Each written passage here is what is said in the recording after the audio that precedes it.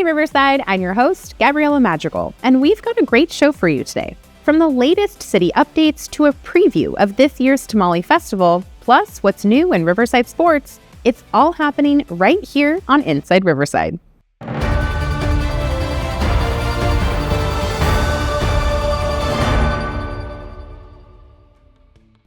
Get ready to step into a world of whimsy and creativity. The Mayor's Ball for the Arts is back, and this year it's going down the rabbit hole.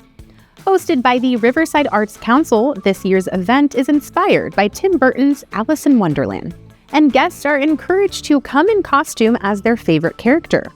It's a night to celebrate local artists, enjoy live entertainment, food, and drinks, all while supporting the arts right here in Riverside. Proceeds help fund the free programs, events, and services that keep our creative community thriving. The Mayor's Ball for the Arts takes place Saturday, April 5th at 5 p.m. at the Culver Center of the Arts, 3834 Main Street. To get tickets or learn more, visit riversideartscouncil.com. As part of National Crime Victims' Rights Week, a candlelight vigil will be held to honor those we've lost and remind families that their loved ones are not forgotten. The vigil takes place Tuesday, April 8th at 7 p.m. at the Riverside Historic Courthouse at 4050 Main Street. The event is free and open to the public.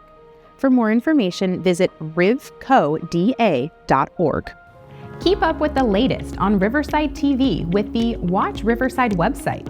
You can even add it to your mobile phone. Simply navigate to watchriverside.com on your favorite browser. Tap the share button, then select Add to Home Screen. And there you have it. Now you have quick access to Riverside TV while on the go. Community is at the heart of everything we do here in Riverside, and one event that truly celebrates that spirit is the annual Riverside Tamale Festival. Joining me now is someone who's been instrumental in preserving local heritage and bringing people together through culture and tradition. Nancy Melendez, thank you so much for joining us. Thank you for having me. Absolutely. Now, this is the 12th annual Riverside Tamale Festival that you started in 2013. And this year, it's being held April 26th at White Park, where it's normally held. But for those who have never been, how would you describe the Tamale Festival and what makes it such a special event for Riverside? It is truly special because it involves family, it involves history, it involves community. And more specifically, it is a fundraiser for the Trujillo Adobe, which is the oldest structure in the city of Riverside as we now know it. Now, this festival is tied so closely not only to our local history, but your personal history as well. So can you share a bit about how it connects to the work of the Spanish Town Heritage Foundation? Absolutely, I'd love to. In the 1840s, before California was a part of the United States and it was still a part of Mexico, our family walked across the old Spanish Trail from Santa Fe, New Mexico, and landed right here in what we now call Riverside. So it is truly a part of Riverside's prehistory, but it's a story that is little known in our area. So the original goal and the continuing goal of the Riverside Tamale Festival is to share that story so that people can know that we have very significant local history here in our area. That's incredible. And then even your own personal history, your third great grandpa, I think. Absolutely. You know, very good, very good. Yes, Lorenzo Trujillo, my third great grandfather, walked across that trail, guided families with the names of Archuleta, Baca, Pena, Trujillo, this way, and settled right here in what we now call Northside Riverside. Wow, that is so cool. Now, what can attendees look forward to this year? Oh, as always, great food, wonderful entertainment, and very exciting things with Lucha Libre. In our music section, we have Susie Hansen Latin Band, Felipe Orozco and his mariachi, Corazón de Mi Tierra, and Ballet Folklorico de Riverside. We'll have a beer garden for those who want to have a cold one with their tamale. Nice. We'll have Kids Zone with lots of craft activities for the children. So it is indeed a backyard barbecue, a family celebration. It's just with 5,000 of your closest friends. I love that. Absolutely. Mixing culture, all the good things that make Riverside, and then just like you said, good food, cold ones. Absolutely. I'm there.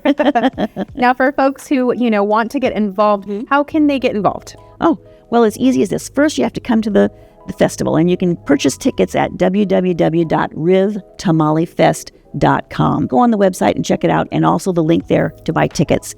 And one really exciting thing this year is that the Trujillo Adobe has been nominated to be placed on the National Register of Historic Places. Wow. And the hearing for that will be in May of this year. So we'd like all of the folks who attend the festival and anyone who listens to this program to please go onto our website later this month and sign the petition to say, yes, I want the Trujillo Adobe on the National Register of Historic Places. We want people to know that the city of Riverside, the residents of this area, deem the Trujillo Adobe a significant structure and should be on the National Register of Historic Places. Absolutely. Wow. Congratulations and best of luck. Now, Nancy, thank you so much for being here and for all of the incredible work that you do to preserve our city's heritage and bring the community together in such a meaningful way.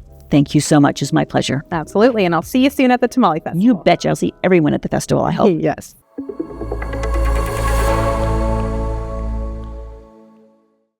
Time now for your Inside Riverside Sports Update. I'm Pep Fernandez. The baseball season is here, and we've got some pretty cool news for a Riverside native. Her name is Holly Haynes, and she is the new general manager of the Inland Empire 66ers. In fact, she is the first woman to be the GM of this franchise. Now, Holly's name is synonymous with local softball. She was a star at King High School, led the Wolves to their first ever CIF championship on the softball diamond back in 2002. She later played at Penn State collegiately. She is a softball star, so she made the natural transition to the baseball diamond as well. She joined the Sixers back in 2018, and she worked her way up all the way to the top to be the general manager. Here is Riverside's Holly Haynes.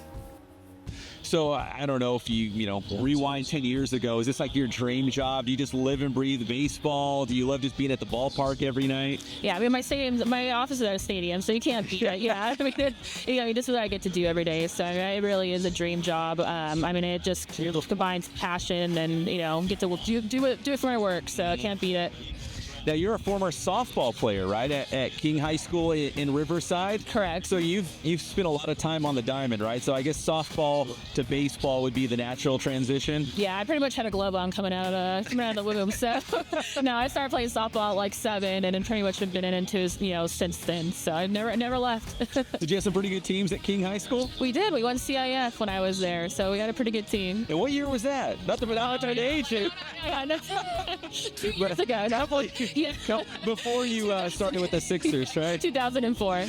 2002. Congratulations to Holly. Now let's talk some California Baptist baseball. They've got one of the top pitchers in the nation right now in the big left-hander, Cody New. The strikeouts are up and the earned run average is down as Cody has emerged as one of the top pitchers not only at CBU or the WAC, but the entire country. And Cody says he's always been a pretty good pitcher, but now the mental game, the mental side of it is dialed in.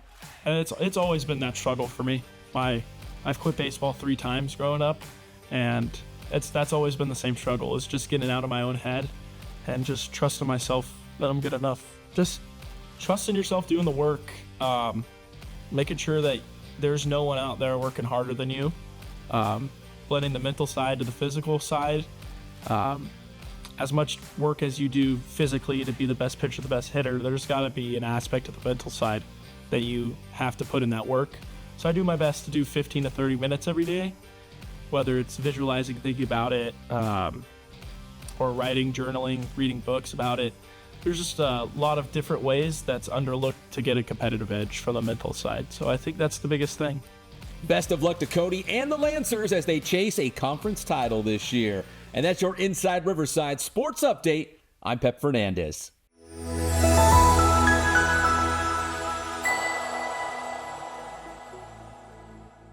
Omio Incorporated, a global innovator in all-electric autonomous shuttles, recently celebrated the grand opening of its new headquarters right here in Riverside.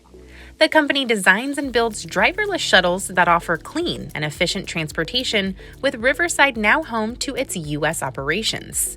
City leaders, transit partners, and representatives from both state and international agencies gathered for the celebration, where guests got a first look at Omio's zero-emission vehicles and the technology behind them.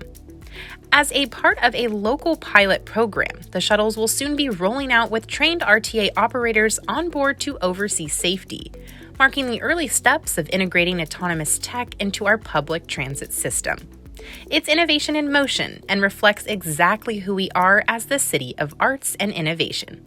We're driving change, Riverside style. That wraps up this week's episode of Inside Riverside. If you have an event you'd like featured on our community calendar and the show, visit riversideca.gov/calendar, click Submit Calendar Event Request, and fill out the form.